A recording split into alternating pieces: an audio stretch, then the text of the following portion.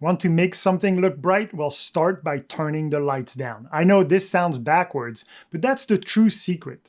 Brightness isn't about adding more lights, it's about shaping shadows. In this video, I'll show you how I captured this particular shot using nothing but the natural light, and how I use darkness to make the hat the true focus of the image.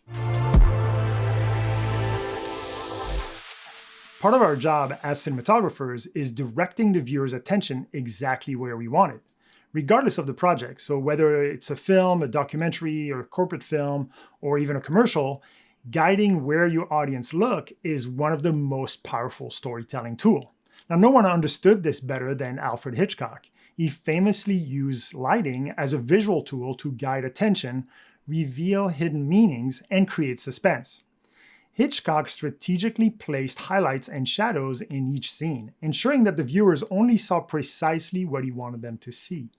By casting most of the shot into darkness, Hitchcock would isolate a crucial detail like a character's expression or a clue or an important prop by eliminating it. And that had the effect of pulling the attention immediately to that detail. I don't pretend to be Alfred Hitchcock, but I think it's important that we all try to learn from and imitate some of the masters of the art in our own projects. And I don't think I was conscious about what I did in this particular shot. It's not like I was on set thinking, what did Alfred Hitchcock do? But it has some of those characteristics. This was for an historical documentary I did many years ago. I actually put the link in the description for you to go take a look if you're interested. But I wanted an old, dusty, very high contrasty feel for this documentary. And we try to do that during the interviews and on most of the B-roll. Some of them we were successful at it, some of them we were not.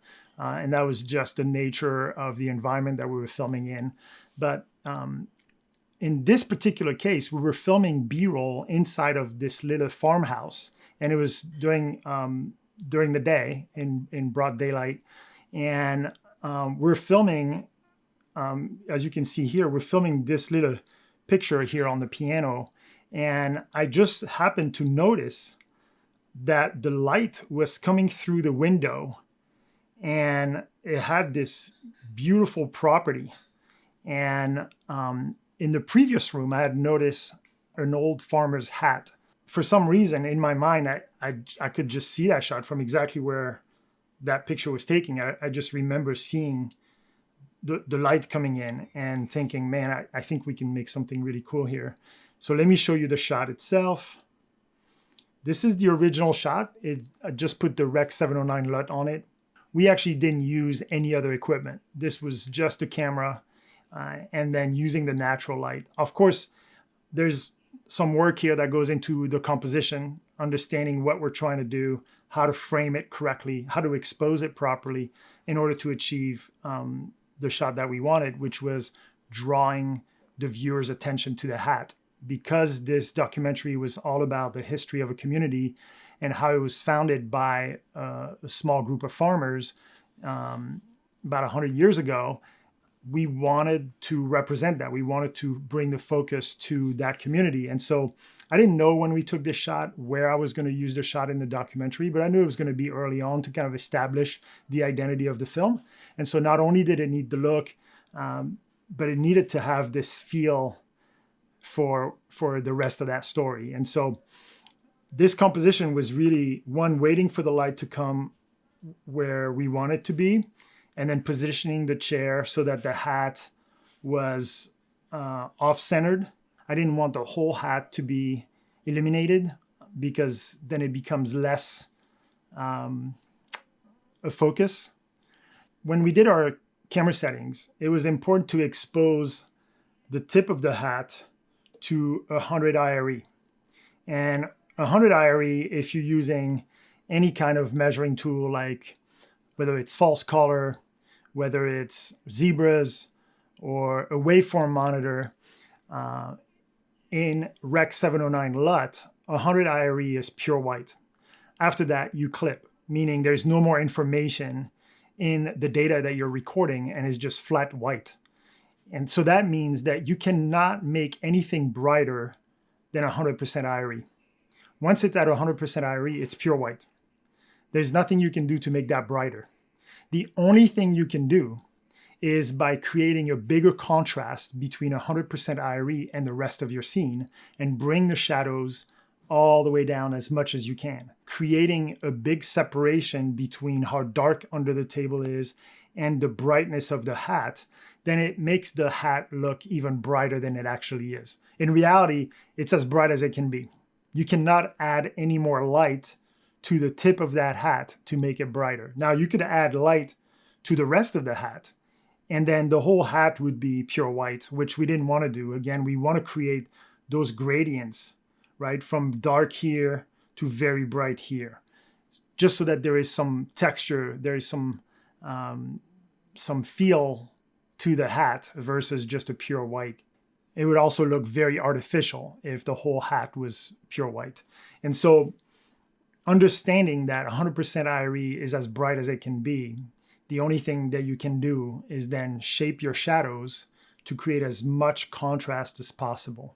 Now, we don't want pure black either, because it will eliminate depth. If the entire frame except the hat was pure black, now it would obviously direct people's attention to it. And Hitchcock kind of used some of those techniques sometimes where everything else was black. But for the most part, you want different level of exposure in order to create depth into your frame. You can barely see the frame of the chair. By rotating the chair, we can then expose part of the chair to different brightness level. And then it keeps going. So the back wall is a different level here. It's a different level here. Obviously, we are very dark under the table here, but we have this nice, bright, shiny edge on it.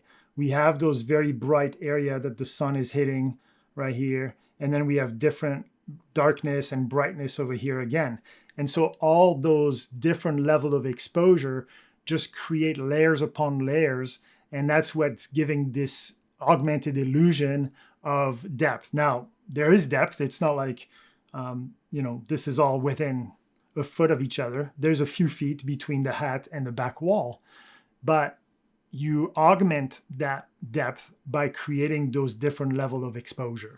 Now, in our case, we had plenty of contrast between the tip of the hat and the rest of the frame. So we didn't have to remove lights by using negative cloth or black bounce, for example, those are designed to remove lights. We didn't have to do that in that particular example, which I'm actually surprised looking back. If we look at the shot of where we shot this, we have this big door and this window that's bringing a lot of light into the room, but somehow we didn't have to block those out. Now, we could have, they're not in the shot. We could have easily added some neg on here to just limit the amount of light. The other thing you could do, so our chair is sitting somewhere here, and then the hat is kind of like this way.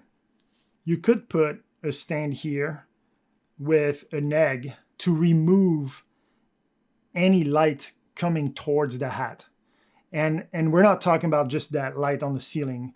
It's to remove any light that's bouncing off those walls, ceilings, to come and hit the hat and add levels where we don't want them. That's what the neg is for. It's not just, oh, there's a lamp up there. This room is all white everywhere.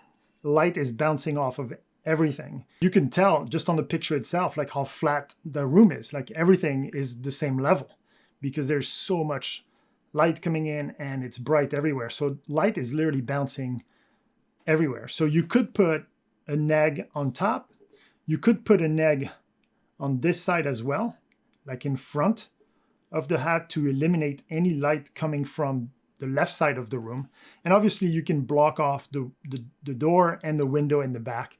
And that will have the effect of just creating even bigger contrast, a bigger difference between the brightness of the hat and the darkness of the hat on top.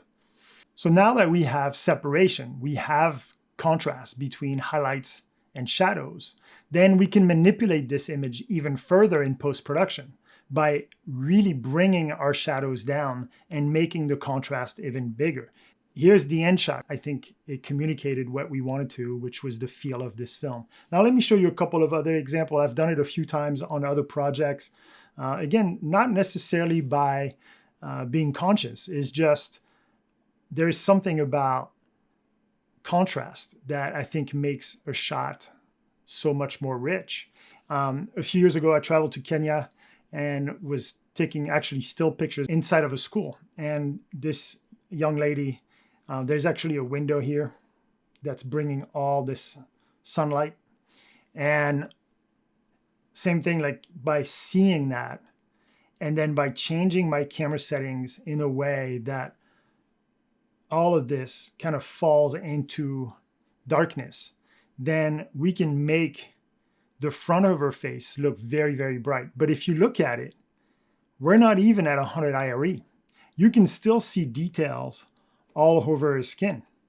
And so we're not clipping, but it looks so bright because we have this darkness behind her.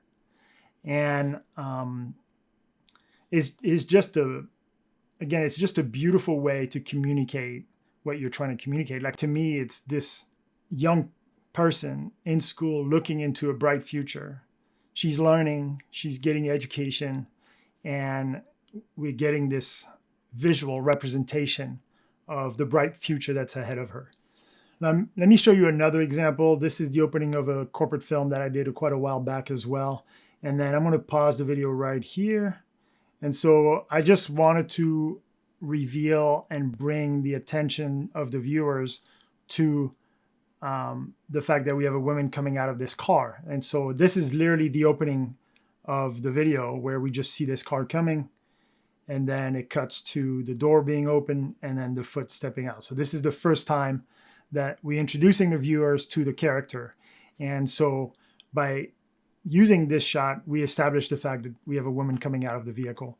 And it's the same thing here. We can look at the false color of that particular shot, and we can see that the foot itself sits anywhere between 70 and 45 IRE. But we have so much darkness and shadows in the back here, and even all the way here, that's what brings the viewer's attention, is focusing it on the foot, because that's the brightest element in the frame. So we have good separation here, and we can manipulate this shot in post-production to adjust the contrast if we wanted to. But for me, it was great to be able to just crush those blacks as much as possible and just let the foot be at that level where, again, people's eyes are drawn to. So next time you're looking to make something stand out, don't just think about adding more lights. Think about how you can take away lights. Experiment with the shadow, embrace the darkness, and discover how powerful this approach can be in shaping your story. Remember, brightness isn't about light intensity. It's about contrast and directing your viewers exactly where you want it. Thanks for watching, and happy filming.